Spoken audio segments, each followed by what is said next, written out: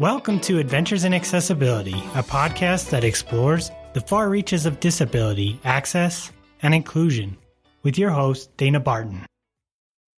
Hi, everyone. Today's guest is Monica Thomas, social media influencer, writer, and librarian living in a small town in Indiana. Monica writes nonfiction pieces about her life with a progressive disability. All right. Hey, Monica, welcome to Adventures in Accessibility. How are you today? Hi, I'm good. Thank you so much for having me. I am wanting to see if we can start by having you talk to our listeners a little bit about who you are. Give us a background. So I am an almost 30-year-old writer and librarian from Indiana. I just really started getting into disability advocacy through writing in the last couple of years. So that's what I'm really focused on now, is really trying to get my story out there through my writing and my blog. Awesome. What is your disability? So I have something called Charcot-Marie-Tooth. Some people call it disease, disorder, whatever you want to call it. Most people just call it CMT. And it's a hereditary neuropathy that affects the peripheral nervous system. So that's outside of the brain and spinal cord. There's a lot of different types of CMT. I have type 2A.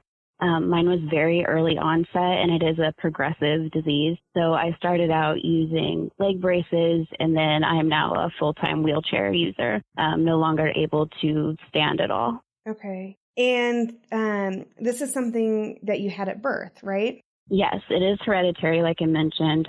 It started with my paternal grandfather, and he passed it on to my dad, a couple of my dad's siblings, and then my dad passed it to myself and my older sister. Okay. And has the disease progressed the same for all of your family members, or is it different? It's different, which is surprising. So for a long time, I thought that maybe I had a different type of CMT than they had, just because I did progress so quickly. I always use the example of I got my first pair of leg braces when I was 5. My dad got his first pair when he was 50. There's been a huge difference in progression. And as it turns out, the earlier onset type 2A is, the more quickly you progress, the more severe CMT is. So tell us, how does the neuropathy, affect your life? Right now you are a wheelchair user, but what was that progression like? And, for maybe people who aren't familiar with neuropathy, if you can, what does that feel like? So I'm writing a book right now, and there was a chapter where I was talking about what CMT is, and I'm so used to describing it in clinical terms. To actually say what it feels like, have you ever had a dream where you try to punch somebody underwater and you just can't quite get there? It's a lot of that. It feels like your brain is telling your foot to move, your hand to do certain things, and it won't happen. So it's really frustrating. And as it progresses and the nerves in your muscles aren't working correctly, those muscles start to atrophy. Mm-hmm. So the progression has been pretty much my whole life. Every year I've lost a little bit more and a little bit more. My hands are pretty plateaued now, but they've gotten worse since I was a kid, for sure. You said that you started using leg braces when you were 5. Do you remember getting leg braces? I do. It's one of my earliest memories is standing in the hospital room. It was called Riley's Children's Hospital in Indianapolis. Mm-hmm. And I just remember feeling like, whoa, I'm standing straight for the first time in maybe my whole life. I wasn't needing to hold on to something to balance myself. I wasn't feeling like I was going to fall at any moment. It almost felt like I'd stepped into cement and it had just dried that way. And it was a weird sensation for sure. And I wore them up until about 2 years ago. So most of my life I wore leg braces. What challenges did you have with accessibility using leg braces? The way my journey sort of started out, it was kind of an easy transition. I happened to go to a school, kindergarten through 2nd grade, that was half just like a standard able-bodied school, and the other half was for people with severe physical and mental disabilities. Okay. So when I wore my first pair of leg braces in kindergarten, there wasn't a whole lot of like staring or people or kids making fun of me, because we literally saw it all around us. There was tons of mobility aids and things like that around. And so the school itself was also very accessible. There was handrails in every hallway. It was just it was easy until I switched to a school system where I was the only disabled kid. And then accessibility became a huge issue. Can you think of any specific examples of? Sure. Yeah, go ahead. So the biggest accessibility challenges for me started in middle school. By then, my disease had progressed to the point where even though I was wearing leg braces, I would have a really hard time just making it down the hallway. I would have to stop and catch my breath and that kind of thing. And this school was multi-story, and it did have an elevator. And I had a key to the elevator, which I could use to get to most classrooms, except for the science classrooms. They were in a basement level that was not accessible by elevator. So the solution that they came up for me was I could go down to the lowest floor that the elevator went to, walk down a very long hallway, go outside to where the trucks bringing stuff to the cafeteria would load and unload. So I'd have to go down this huge cement ramp, back up another cement ramp, and then hope that the outside door to the science room was unlocked. And that was in Indiana? Yes. And so you had to do that in the winter as well? Yeah, so that's when the problem really, it was a problem anyway, but then it was so icy out there that I started just scooting up and down the stairs on my butt in front of, your peers when you're 12 and 13-year-old. It was a humiliating experience. And so, certain teachers would let me leave a few minutes early so I would have time to get up and down the stairs, but it was a problem for 3 years for me. And I didn't know enough about the ADA or that the school was basically doing something illegal until I was older and started really thinking about it and realized how horrible that was. Yeah, that is horrible. I recently, in the past year, talked to another school district here in Colorado where they were looking for some legislation to pass locally for bonds in order to fix some of the schools. And one of the discussion points we had was that when a child or a student with a disability has to, like you said, leave class early, or it takes them longer, they have to take a long route outside of the school in order to get to a class, they're really missing out not only on education, but that socialization piece. Can you speak to that at all? Yeah, so middle school through the end of high school, I would always leave class like 5 minutes early. And I would get to, for example, to lunch early, kind of like stake out my table and sit there and hope that people filled in around me. Mm-hmm. There's a lot of, even just socialization in the halls, people talking to each other. I always just felt like I was on the outside a little bit in any situation in school. Yeah. And I don't think everyone, when they think about accessibility, they think, okay, ramps, elevators, et cetera, but they don't think about that extra piece that, if things had been accessible, maybe you would have felt more in the fold, or your social experience would have been different. Wow. How did you work through that? As a middle schooler, that's kind of a tumultuous time anyway, for any kid. Yeah. Right. So to have that added, how did you work through that?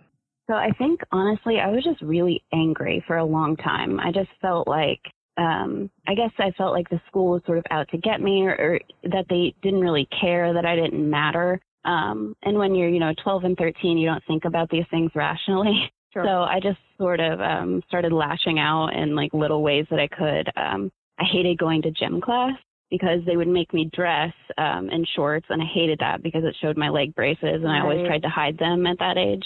And so one day I took my elevator key and I turned it to stop, so it would get, quote unquote, stuck, and I wouldn't be able to go to gym. And I did that until I was rescued, and the principal, he knew what I did, but I just lied about it, and they never did anything about it. So I would do little things like that just because I was so mad at them, and I felt like they didn't respect me, so why would I respect them? Yeah. And I just sort of got through it until I got to high school, which was a 1-story building, and by then I was using a wheelchair, so it was a little bit easier for me. Okay. So At that time, Monica, did you know about the ADA or did your parents talk about the ADA? Not in actually knowing what it was. I'd heard the term. I knew there was some laws that protected me, but it wasn't at the forefront of my mind. It was never, I'm going to, take up action against the school. Because I also my school is a very small town school system. Mm-hmm. I think there was maybe 700 kids in my graduating class, maybe a little less than that.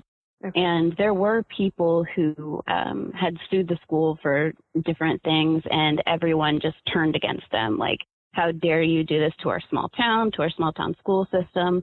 And I already felt like I was on the outside, and I felt like doing something like that would put me even more on the outside.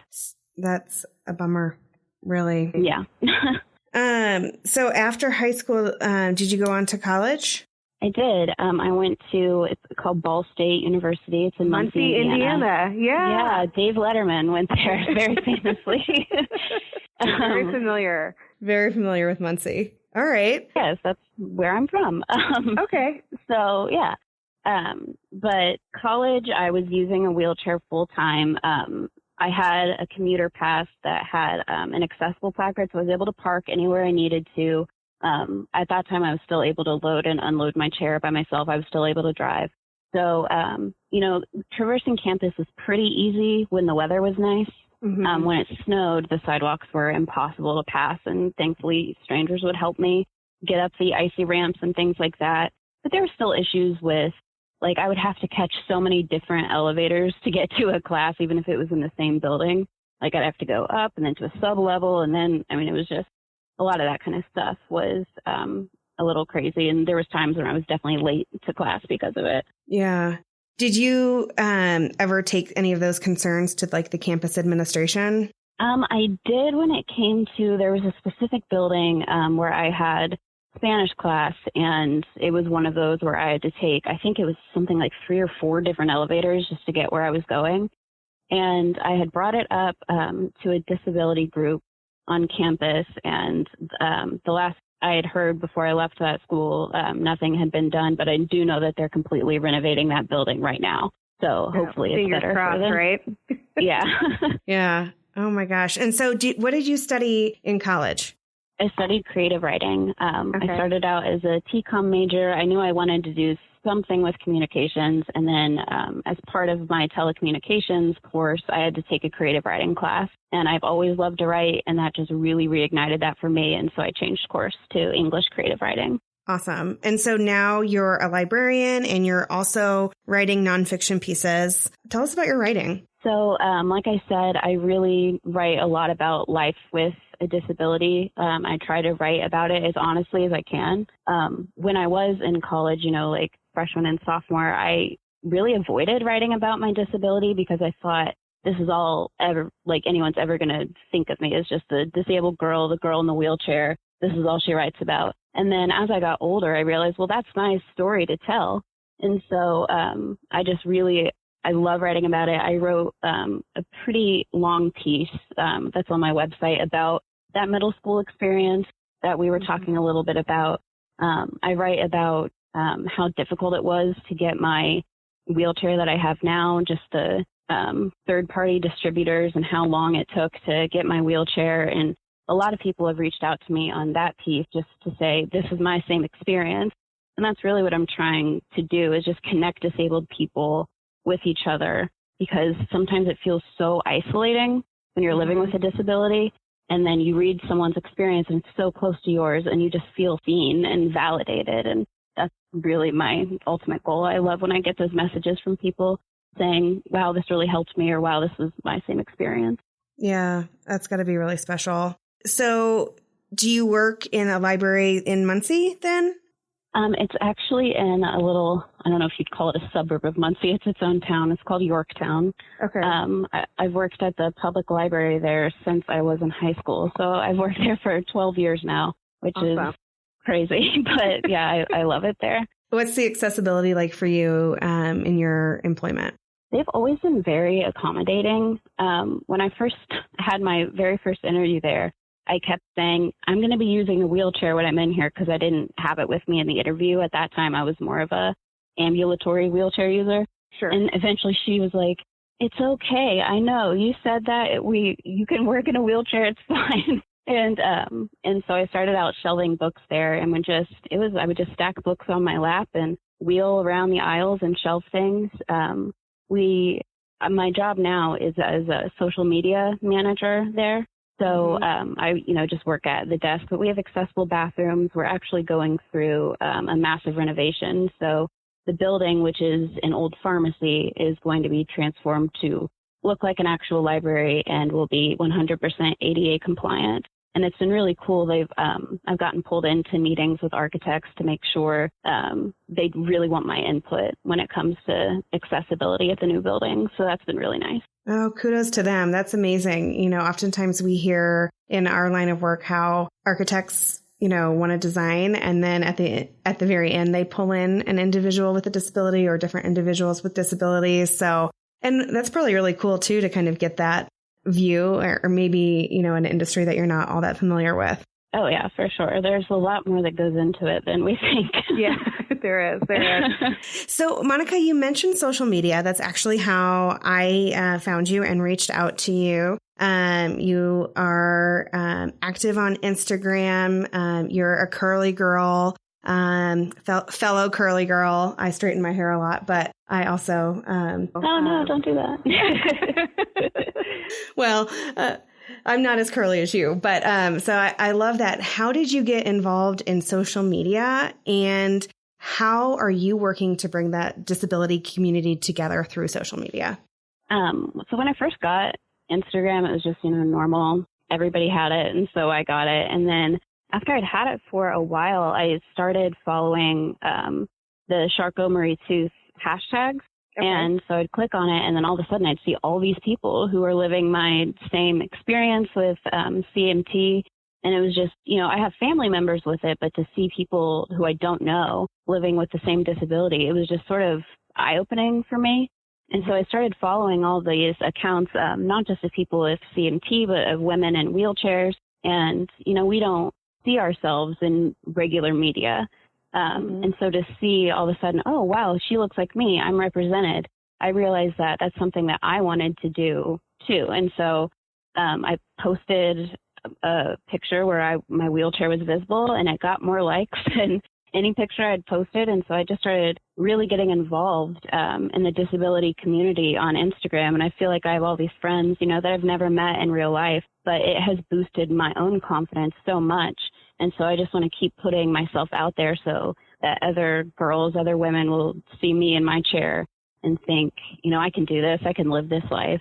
There's other people out here that look like me, and they're doing great. Even when you're not doing great. I share the bad times too. I think just having that human connection with somebody who has an experience so similar to yours is just really, it's fulfilling.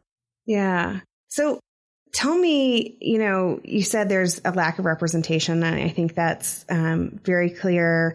The podcast that we have coming out the week before this one, we have actually an individual, Steve Way. He's an actor with muscular dystrophy. Do you know what's being done, or can you speak to what's being done to make sure that we have representation of people with disabilities in media, or advice for anyone out there listening? I think, honestly, the onus has been put on disabled people because, they have able-bodied actors playing disabled people all the time. And it's just been in recent memory, at least for me, where I've seen people be like, this is not okay. There are disabled actors, disabled artists out there who could really, represent this story, but you have to give them a chance. And so I think that a lot of the onus, like I said, has been put on disabled people. And so if we keep fighting for our representation, if we keep putting ourselves out there, then it becomes harder to, push us back into the dark. I think disabled people still can make able-bodied people uncomfortable sometimes. And I think that if we just keep putting ourselves out there, then that stigma will go away. Yeah. So you mentioned, being a woman and a wheelchair user, and talk to me about what that's like from a woman's perspective. It can be a little uncomfortable, the messages that you can get from men on social media. who, are bad actors and just see a woman in a wheelchair as someone who's vulnerable or someone that it can take advantage of. So there's a lot of that goes on. There's also a lot of pressure because you go out in public and people stare at you because of the chair, and you're also a woman. So I always feel this pressure, like I have to look perfect every time I leave the house, or I'm going to get stared at even more. And then I kind of took all those feelings, I think it was a year ago, maybe a year and a half ago, and dyed my hair bright purple. Okay. Because I was like, if people are going to stare, let's really give them something to stare at. And when I did that, it kind of like changed everything for me. Like, I just don't care as much about people staring at me. The people with me notice it way more than I do. But there's, also this fact of women can be seen falsely as like these vulnerable creatures who need to be protected. And when you're in a chair, I think that ups people thinking of you that way. And so, I always just try to, show people that I am independent, that anybody can become disabled, that we're just people. Yeah. And so I just try to live my life that way. Yeah. So you're married, right? Yes. And so talk about, an inner-abled relationship and what that's been like for you. So I haven't had the experience that I know some people have had where you're out in public and people assume that your significant other is some kind of medical aid or nurse that's with you. Okay. I do know people have had that experience, but that hasn't been mine. I think a lot of people think my husband is sort of like put out, or that he has to do everything for me, or that I'm a burden. I don't know if you saw that Dr. Phil quote earlier this year, where he said 100 out of 100 relationships that involve caregiving fail. Uh-huh. Yeah. And it ignited a movement on social media where interabled couples were sharing their experiences. And I took part in that as well. But, when you're in a relationship, you take care of each other in different ways. It's not all about, he might have to reach something in the cabinet for me, but then I might have to, be there emotionally for him. It's a give and take in any relationship. And my disability has not affected my relationship at all. I make sure that we check in with each other, and I try not to, have him do something just because I don't feel like doing it. Like if I can go get myself a glass of water, so I can go do that and not have to ask him to do it. Sometimes I can be lazy, I guess. I can too. Yeah. I hope my husband's not listening. I don't like to admit that. So, what about your house? Have you had to make adjustments in your house, as you've kind of progressed through CMT and now are a full-time wheelchair user? I would love to live in a house that was built for me. I actually live in an apartment now. Okay. The first apartment I moved into, when I signed the lease, I was told that it was ground level. But to them, that just meant it was on the first floor, and on the outside, there was 4 huge cement steps to get into the place. And at that time, I was using mostly a walker, not so much the wheelchair. So I was able to navigate it for a while, but after like 4 months, I just said, this isn't going to work, and they let me out of the lease. And we found a place that's actually ground level. The doorways are pretty wide. I don't have a ton of trouble here. I wish the bathroom was a little wider, but my ultimate dream is to have a house that is built for me, especially a kitchen where I can reach things and the stove is at my height. Because I can't tell you how many times I've hurt my shoulder like stirring pasta because just of the angle. I'm like, I'm not this old. This can't be happening. Yeah, so that's my ultimate dream. Yeah. Yeah. What about bathrooms when you go out in public? How does that work for you? Oh, gosh, it just depends. It seems like I was at a business just earlier this summer, and they had, the accessible placard on the outside of the door. And so I go in, and the stall, has rails and stuff, but I couldn't even shut the door behind me with my wheelchair. And my wheelchair is small. Like, it's not a big power chair, so I don't know how someone else would navigate it. And so I had to go to the bathroom, so I just had my husband guard the door so no one would come in when I had the stall door wide open. I encounter things like that all the time. There's a bar that we go to, and it hasn't been renovated since the ADA passed, so they haven't had to make it accessible. And so I use the bathroom that's like through the kitchen, and there's like insulation hanging down. It is not like a nice place to use the restroom, but when, you got to go and you don't have a choice. And so there's always just like little fixes I seem to have to make just to do something as simple as go to the bathroom. Yeah. So what do you wish people would know, or our listeners, maybe someone without a disability, someone who doesn't use a wheelchair, what would you like them to know about accessibility, or for them to keep in mind as they kind of traverse this world? I would, I hate to have to appeal to people this way, but if you live long enough, you're going to become disabled. So I would, just sort of look at the world through that lens when you're out and about. Like, if you don't have to see it, then you won't see it. But just if people really tried and looked, they would see the barriers that are all around them. And accessibility to me just means being able to live my daily life without unnecessary struggle. And, to be able to go into a business, to use the bathroom, to be able to even fit through the front door. I had a hair appointment a couple years ago and didn't, look to see if they were accessible because they were like a newer business in Indianapolis. And people had to lift my chair up to the front door because there were steps and no ramp. I mean, it's little things like that that you just don't even think twice about that can affect our whole lives, Absolutely. Absolutely. Well, I so appreciate you coming onto the podcast. Monica, where can our listeners find you? Where can they follow you? How can they get in touch with you? I'm pretty active on Instagram. You can follow me there. My handle is at Monica Ingle Thomas. You can also visit my website, which is monicainglethomas.com. That's where I post all the stuff that I write, and I'm currently working on a memoir, and there's a chapter of that is up on the website now if you guys would like to check it out. Awesome. Well, we'll put those handles in the website and our show notes. We wish you the best of luck as you continue to work on your memoir. I'm excited to read it one day. And again, we just really appreciate your time and kind of sharing your thoughts and your story with us. Thank you so much for giving me the opportunity. I appreciate it.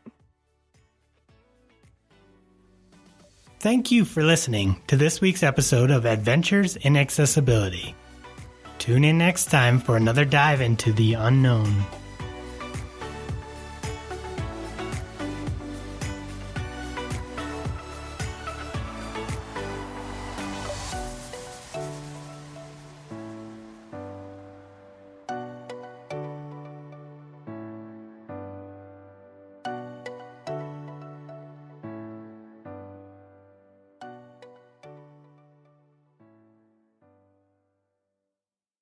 Adventures in Accessibility is hosted by Dana Barton, produced by Emily Schumann, and Mike Shea is our sound engineer.